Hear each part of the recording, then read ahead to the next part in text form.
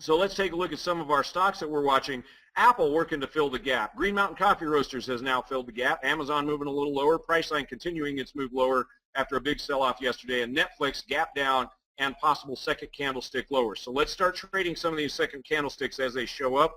We'll go over and we'll just start at the top of the list with Apple looking for trading opportunities. The 5-minute chart looks like a potential gap fill. We've got Apple put options that we got into right here, right off of the 10 moving average. You guys know how much I hate to brag, but we nailed that entry. Okay, I mean, we smoked that. So now today we defend the gap.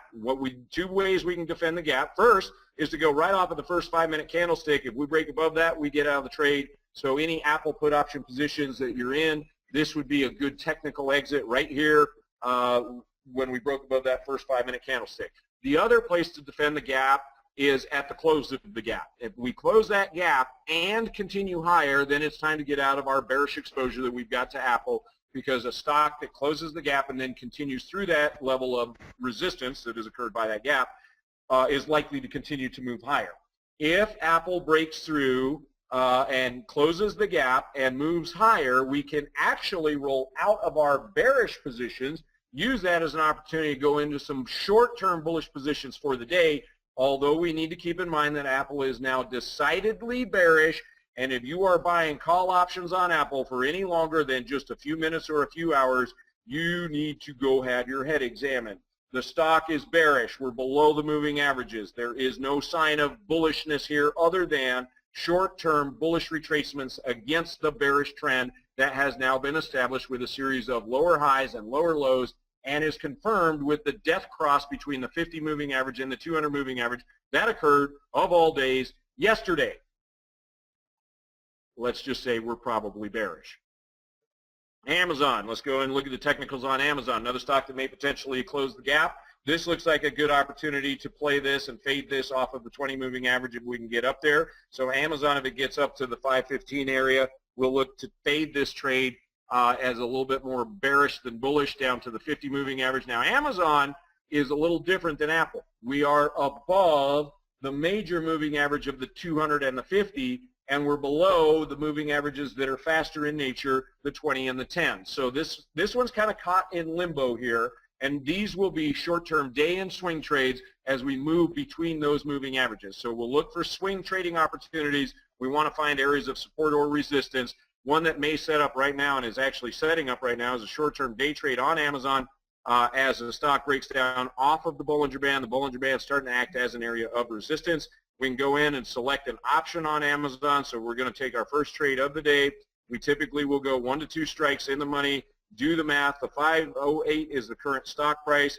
The 512.50 is $4.50 in the money. We're paying $6 for that. I actually would rather go to the 15s. Pay $7.95 for what is going to be $7 of intrinsic value. I'm buying almost all intrinsic value here. Now, if the stock should move back into the Bollinger Bands, then I would probably need to exit the trade.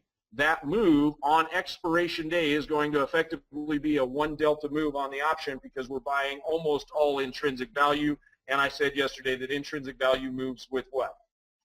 1 delta to stock price. So I'm going to watch to see if the stock moves from where we are right now, which is about 202, no, sorry, let me pull up Amazon here, which is about 508.07. If we move back above that area right there, let's call it, you could even call it, let's see, 508 to 510 is the move. So $2 move, so we would go down to $5.85. We entered at $7.85. We would take a $2 move here. $5.85 would be our exit, so I'm going to put in a stop. Again, I'm simply clicking on the button with the sell line, moving below the bid price to $5.85 and giving them $2 of movement on that particular stock. So now I'm in my first trade. I can get out of the way, leave that one alone, let it do whatever it's going to do, and continue my process of evaluating what's going on in the markets. Apache, we were talking about Apache this morning, guys. We've been in this trade for quite some time. We've sold put option out of the money puts in order to create cash flow. Oil sold off yesterday to lows in some markets that we've not seen since 1986. The oil commodity markets are in steep contango, and as a result, oil is continuing to sell off as margin calls are experienced throughout the commodity markets. So we can see more downside potential here. We want to watch this. We want to pay attention to it.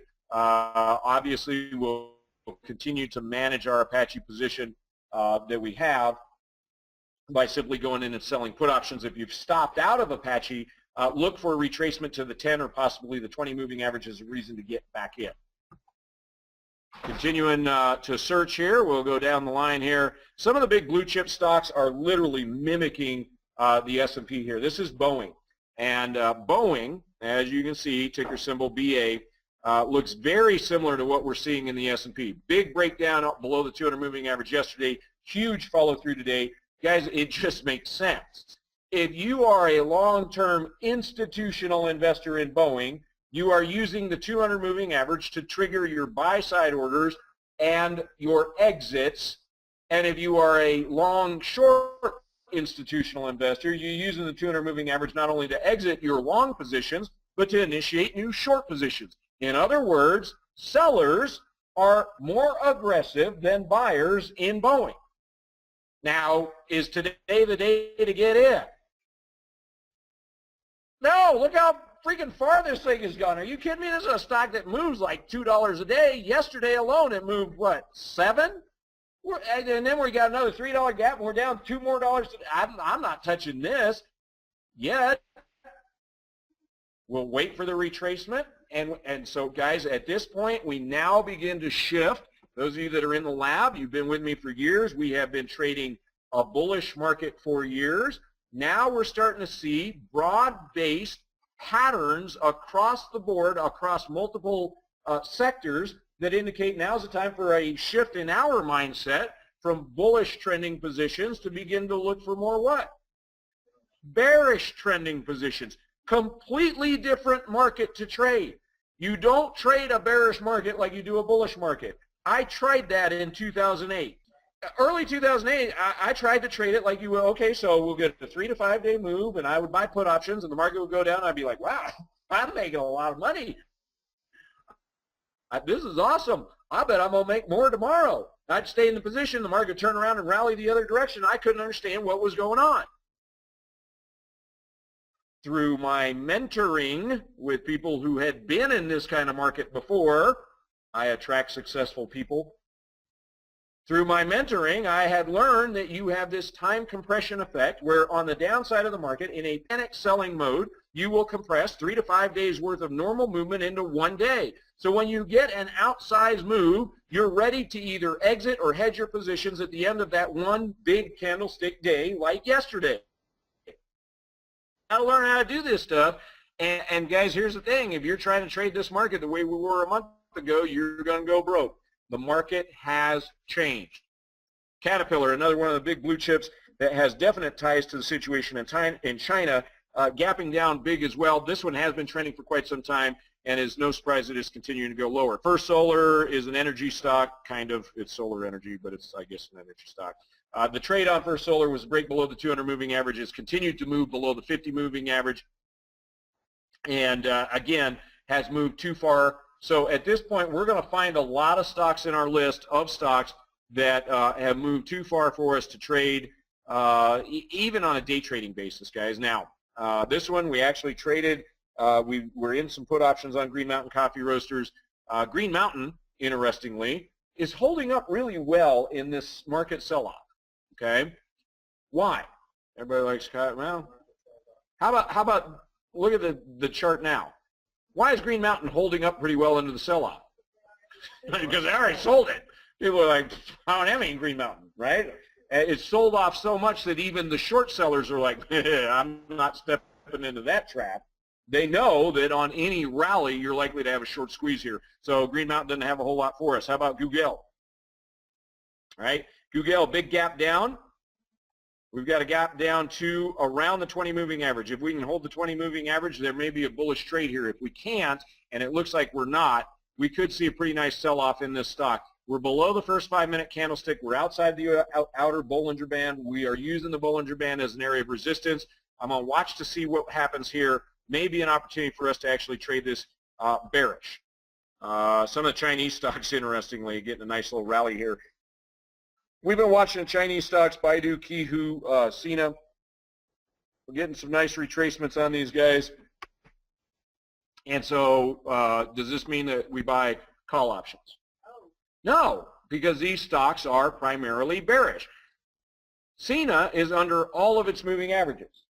It's under the 10, the 20, the 50, the 200. We are bearish on the stock. So what we do here is we wait. We wait for what? A retracement to the moving average. We get to the moving average. That is our entry. One of the biggest, most important keys to being successful as a trader is waiting for the right entry. Okay? Very difficult to overcome a bad entry. If I get in here and buy put options and the stock rallies all the way up to here, it hurts. And the problem is if I'm trading options, I'm also losing time. If I get in and buy call options here and it only goes to there before it rolls over and goes lower, that hurts too. And you end up in this constant downward spiral of convincing yourself it'll come back while a trend has developed against you and you don't even see it, because when you're a hammer, everything looks like a nail. You buy a call option, you're going to think it's bullish, it's bullish, it's bullish. I can sit there and point out 5,000 things of why it's bearish, and you're going to go, no, it's bullish. And I'm going to say, well, why? What's your technical reason for saying that? And you're going to say, because I picked it. We're not going to buy call options here. We're going to wait and see. All right, so the Netflix rally here, we can see we're right at the 50 moving average. We're about to get hit with an alert here, I think, on Netflix as Netflix begins its move. Starbucks, guys, we've closed out the Starbucks position, obviously. Yesterday, we broke down below the 20 moving average. So on Starbucks, we are finally out. For those of you who were in the lab, you saw where we broke below the 20 moving average once before. Does everybody in class see where we broke below the 20 moving average once before? Everybody see that? Okay, on that sell-off through the 20 moving average, that could have been a place to get out of the trade, and we actually looked at possibly getting out of the trade there. We did not get out of the trade there, and instead we used a strategy called a collar to protect ourselves against losses. Okay? We protected ourselves against losses. And so whenever you do something like that, there's an opportunity in that kind of a situation to make some money off of the hedge, or at the very least protect yourself inside of that hedge. In other words, we're protecting ourselves, and that hedge may actually make us some money. In this case, all it did was protect us from the hedge or from the position, and that's not a bad thing, because we were able to stay in a little bit longer in case the stock and the market itself started to go higher. Did Starbucks start going higher here? And for a day or two, and then what did it do? Yesterday, it closed out, right? I got it. Yesterday, we had to close that position out. We had no choice in the matter. Guys, with Starbucks, yesterday was the exit. For those of you that were in the Starbucks trade, yesterday was the day to get out of the trade. Yesterday was the opportunity to close that position down, exit the trade, move on with your life. So we want to pay attention to what's going on in some of these stocks and look for retracements now to give us new entry opportunities. The thing I like about stocks like Starbucks, and we know this one well because it's been bullish for some time, we've been playing it bullish, is that because of that bullishness, yes, it's fallen, but it hadn't fallen as far, which means it's got further to fall. You compare Starbucks, ooh, we have just the page to do it. You can compare Starbucks to a company in the same industry, does the same kind of stuff, Green Mountain Coffee Roasters, right? They're both in coffee. What's the difference between these two charts? Starbucks has a long way to fall. Green Mountain already laying on the floor going, that knocked us out. I mean, Green Mountain falls, what are they going to do, roll over a little bit? I mean, there's no falling to do. And don't get me wrong, it's not that Green Mountain could not go further. It certainly can. But the stock doesn't have, it's so oversold at this point. Starbucks, they got some room to go. So these stocks that we've been looking at that have been bullish now offer us potential trading opportunities to the downside. And I would rather trade some of these as they break down than some of these that are so far down that, it's not likely to go a whole lot